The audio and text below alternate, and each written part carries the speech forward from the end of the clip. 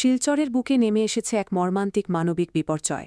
জীবিকার তাগিদে উধারবন্দের জগন্নাথ কলেজ রোডের একটি ভাড়া বাড়িতে থাকতেন পেশায় অটোচালক সন্তোষ পাল ও তার স্ত্রী। গত ৩ মাস ধরে ঘরের ভাড়া মেটাতে না পারায় বাড়িওয়ালা তাদের ঘর থেকে বের করে দিয়ে তালায় বন্ধ করে দেন। এর মধ্যেই নেমে আসে জোড়া আঘাত। একদিকে রান্না করার সময় আকস্মিক আগুনে দগ্ধ হন সন্তোষ পালের স্ত্রী, অন্যদিকে একই দিনে অটো দুর্ঘটনায় গুরুতর আহত হন তিনি নিজেও। উপার্জনক্ষম মানুষ দুটি শয্যাশায়ী হবার পাশাপাশি মাথাগোজার ঠাঁইটুকুও হারিয়ে ফেলেন। গত প্রায় ৩ মাস ধরে দুটি ছোট শিশুসহ এই অসহায় পরিবারটি কদমতলা জেল রোড থেকে শুরু করে কখনো তারাপুরের কালীমোহন রোডের ফুটপাতে দিন কাটাচ্ছে। মানুষের দয়া কিংবা অনাহারে কাটছে তাদের প্রতিটি মুহূর্ত। নিয়তির এই নিষ্ঠুর মারের মুখে দাঁড়িয়ে দিশেহারা সন্তোষ পাল নিরুপায় হয়ে শিলচর শহরের বিভিন্ন এনজিও এবং হৃদয়বান নাগরিকদের কাছে সাহায্যের আকুল আবেদন জানিয়েছেন।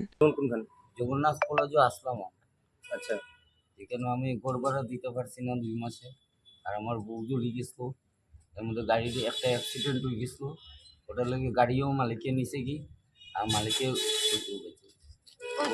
ঘর থেকে বার করিয়া, আর মানে ঘরের জিনিস বার করিয়া, আর একটা ভাড়াটি দিলেইছে আমার জিনিস পাঠিয়ে দেয়।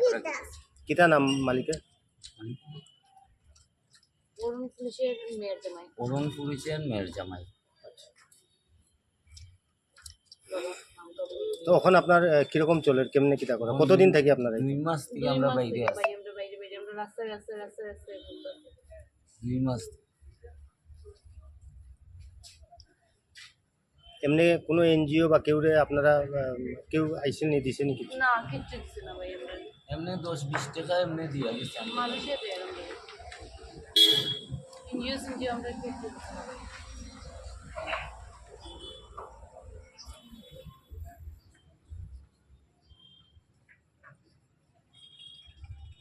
আজকে রাত্রে খাইবা কিতা?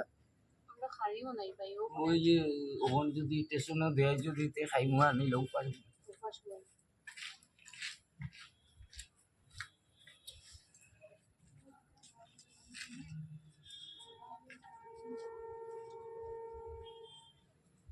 স্টেশনেও স্যার ঢুকতে পারি না, স্টেশনেও ঢুকতে পারি না, এখানে আরপিএফে মারে।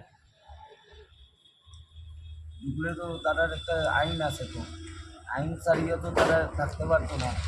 তারা আইন তারা দেখতে লাগবে, তারা যেটা আইন করিয়ে রাখছে এমনি আমরাকে ঢুকতে পারতাম না।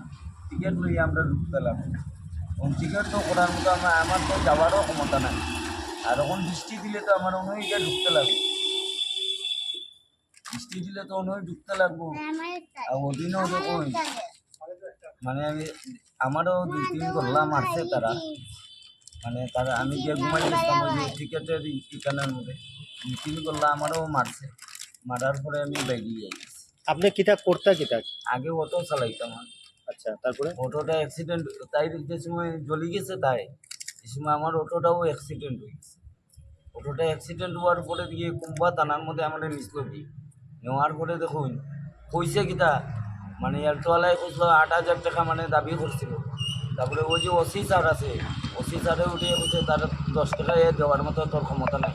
অটোওয়ালায় মাফ করে দিছে। অটোওয়ালায় 1 টাকা লইছে না, কইছে আমার যে টাকাটা আছে তোর বউতলে খরচ করে লাইছে। আর অটোর যে মালিক আছে, মালিকে মনে হয় সিপাইয়া আনছে, আনার পরে আমি গাড়িটা গেছি গ্রাম।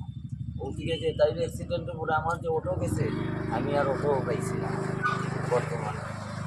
আপনি কিতা করেন? বড়ই নাই যে আমি রান্না করতাম মানুষের বাসা, রান্না করতাম, রান্না করিয়ে। আর আমি যেদিন রাত্রিবেলা ঘটনা হয়েছে ওদিন রাইতে 7টার সময় রান্না গেছিলাম, আইয়া বড় রান্না বয়েছিলাম। আর স্টুপের মধ্যে কিতা পড়তে যাই না, আর পিছলা নাইটি আসলো আরো দিন লাগিয়ে গেছে আমাকে।